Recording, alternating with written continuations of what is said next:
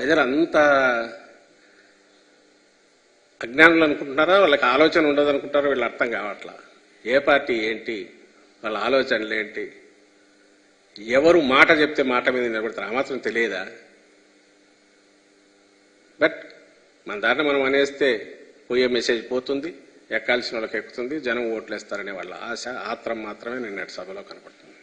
Failure కనపడుతుంది, మోసకారితనం కనపడుతుంది, వంచన కనిపిస్తుంది. ఉమ్మడిగా ముగ్గురు కలిసి చేసిన వంచన, మోసం, దగా కోరుతనం ఈ రాష్ట్రానికి కనపడుతుంది, కొత్తగా డివైడ్ అయిన రాష్ట్రానికి. నిన్న కనీసం ప్రధానమంత్రిని తీసుకొచ్చారు. మా ముఖ్యమంత్రి గారు జగన్మోహన్ రెడ్డి గారు ప్రధానమంత్రి హోదాలో ఆయన వచ్చి గవర్నమెంట్ స్టేజ్ మీదే రిక్వెస్ట్ చేశారు, గుర్తు చేశారు ప్రత్యేక హోదా గురించి, ఇతర హామీల గురించి, విశాఖ ఉక్కు గురించి. తర్వాత కలిసినప్పుడు చెప్తున్నారు. మీరు ఒత్తు పెట్టుకుని వచ్చారు. రాష్ట్ర ప్రజలు సహజంగానే ప్రత్యేక హోదా గురించి ఎక్స్పెక్ట్ చేస్తారు. కనీసం ప్రస్తావన కూడా చేయలేకపోయినారు వీళ్ళు. ఎంతసేపు జగన్మోహన్ రెడ్డి తిట్టడానికే తప్ప మేము ఇది చేస్తామని కానీ, ఇదిగో ఈయన తీసుకొచ్చాము, అబ్బా ఇంత పెద్ద ఆయన తీసుకొచ్చాము, సెంటర్లో వీళ్ళు రూలింగ్లో ఉన్నారు, మళ్ళీ వస్తే ఇది మేము తెస్తామని ఎందుకు చెప్పలేకపోయారు? అంటే లేదు, చెప్తే పాతవన్నీ గుర్తొస్తాయనో, పాతవన్నీ అడుగుతారు జనం అనేదేమో తెలియదు. కానీ ప్రజలు ఆలోచించారులేందిలే, ఆలోచించారు, నిర్ణయం కూడా చేసుకున్నారనేది మేము బలంగా నమ్ముతున్నాం. 2019కి ముందు జగన్మోహన్ రెడ్డి గారంటే ఒక హోప్, ఒక ఆశ, ఒక బలమైన నాయకుడు మమ్మల్ని లీడ్ చేయగలిగిన నమ్మకం. అది ఈరోజు ఈ 5 ఏళ్లలో మేము పెట్టుకున్న నమ్మకానికి డబుల్ ఈయన చేశారు అనే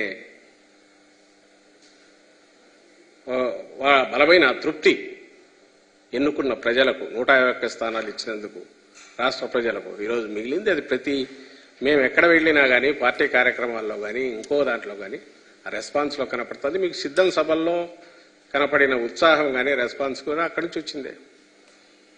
దాన్ని ఎవరు మార్చలేరు. నాయకుడంటే సహజంగానే ఓ రీజనల్ పార్టీ నాయకుడంటే అదే రీజనల్ పార్టీ క్యారెక్టర్ అవుతుంది. నాయకుడంటే ఒక నిజాయితీ, అలాగే ఒక స్థిరమైనగా ఉండే ఒక నిబద్ధత, అంటే చెప్పిన మాట మీద ఉండడం, బద్దుడై ఉండడం, ఇది కంటిన్యూస్గా ఉండడం. ఈ రెండు కలిస్తే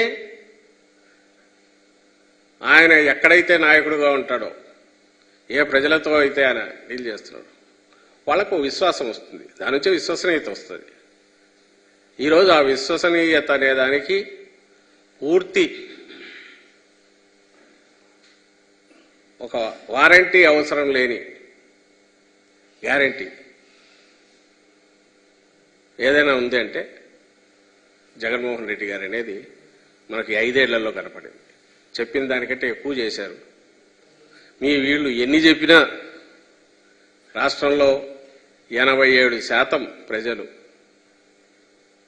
87% దాదాపు కుటుంబాలు ఏదో ఒక రూపంలో జగన్మోహన్ రెడ్డి గారు తీసుకున్న నిర్ణయం వల్ల, లేదా ఆయన డైరెక్టర్ చేసిన దీనివల్ల బెనిఫిట్ అయ్యారు.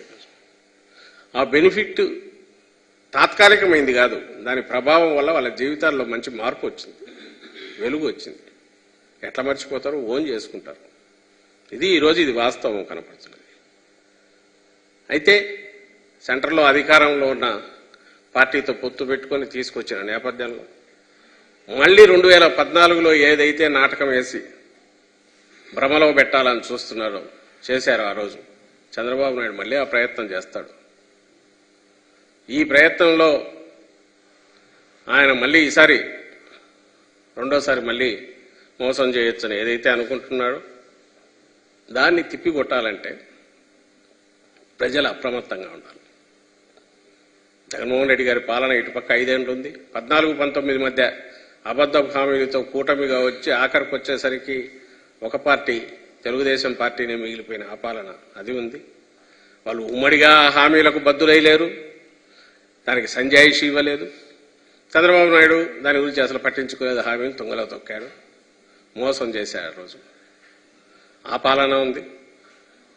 19-24 మధ్య జగన్మోహన్ రెడ్డి గారి పాలనలో చెప్పినవి చేయడమే కాకుండా 99% చెప్పనివి కూడా దీనికి అనుసంధానంగా ఉండేటివి, లేదా ఒక సస్టైనబుల్ సంక్షేమం నుంచి గ్రోత్ కానీ డెవలప్మెంట్ కానీ స్టేట్కు జరిగే రకంగా చేస్తూ వచ్చిన ఇన్ఫ్రాస్ట్రక్చర్ కావచ్చు, ఇంకోటి కావచ్చు, కోర్ సెక్టర్స్ అన్నిటినీ డెవలప్ చేసినవి కావచ్చు, ఇవన్నీ కూడా తీసుకుంటే ఇవి మరో 5 ఏళ్ల పాటు కంటిన్యూస్గా ఉండాలన్నా ఈయననే నమ్ముకోవాలి, ఈయనే మా నాయకుడని ప్రజలు గట్టిగా అనుకున్నారు. కాబట్టి వీళ్ళు మోసం చేయడానికి మేము వచ్చినాము, మీరు సిద్ధమా అంటే మేము మోసపడడానికి మేము సిద్ధంగా లేమనేది రాష్ట్ర ప్రజలు చెప్పబోతున్నారు. ఇది వాస్తవం. Thank you.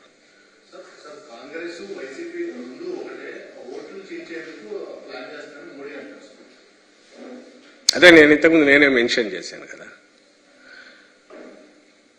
ఇప్పుడు అటువైపు నుంచి ఆ పార్టీ కాంగ్రెస్ పార్టీ రాష్ట్ర అధ్యక్షురాలుగా ఉన్న షర్మిల గారేమో అంతకుముందు మొన్న మీటింగ్లోనే మేము బీజేపీ మేమంతా ఒకటని ఆమె అంటారు. ఇటుపక్క ఈయనేమో ఈ రెండు ఒకటేని ఆయన అంటాడు.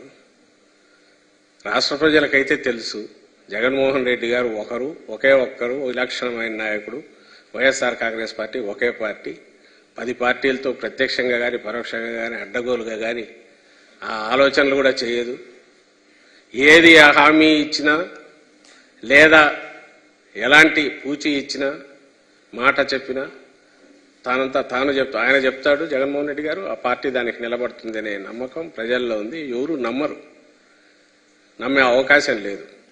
వీళ్ళు ప్రజలతో ఏం మాట్లాడాలనో వీళ్ళకి తెలియక ఒక స్పెక్యులేటివ్ జర్నలిస్టో ఒక అనలిస్టో ఏదైతే చేస్తాడో వీళ్ళు ప్రజలకు ఏం కావాలనో ఏమి ఇవ్వాలనో అనేది అది మాట్లాడకుండా ఈ పొద్దుబోని మాటలో వీటిని చెప్పేసి ఇంటర్ప్రిటేషన్స్ భాష్యాలు చెప్పినందువల్ల ఉపయోగం దానివల్ల ఏముండదు. వాస్తవం మీద ప్రజలకు తెలుసు, వాస్తవం మీద మీకు తెలుసు. ఎప్పుడైతే ఇట్లా ఇవి చేయాలనుకుంటే పొత్తులే పెట్టుకునో లేకుంటే డైరెక్ట్ ఓటు చీల్చాలని ఓటు చేయాలా, అదే ఆపరేషన్ మీద డిపెండ్ అయ్యి పవర్లోకి రావాలంటే జగన్మోహన్ రెడ్డి గారు 2012లో పార్టీ పెట్టి 12 ఏళ్లలో డిఫరెంట్గా యాక్ట్ చేసేవాళ్ళు. 2014లోనే అధికారంలోకి వచ్చేవాళ్ళు. ఆ టైంలో ఎవరిని పట్టుకుంటే రావాలని చూస్తే ఇప్పుడు ఎవరైతే పాత్రదారులు ఉన్నారో వీళ్ళేమి జగన్మోహన్ రెడ్డి గారు చేయి చెప్తేనో లేకుంటే మేము కలుస్తామంటే ఎవరు రారు ముందుకు? ఓ బలమైన నాయకుడు, బలమైన పార్టీ వైఎస్ఆర్ కాంగ్రెస్ పార్టీ.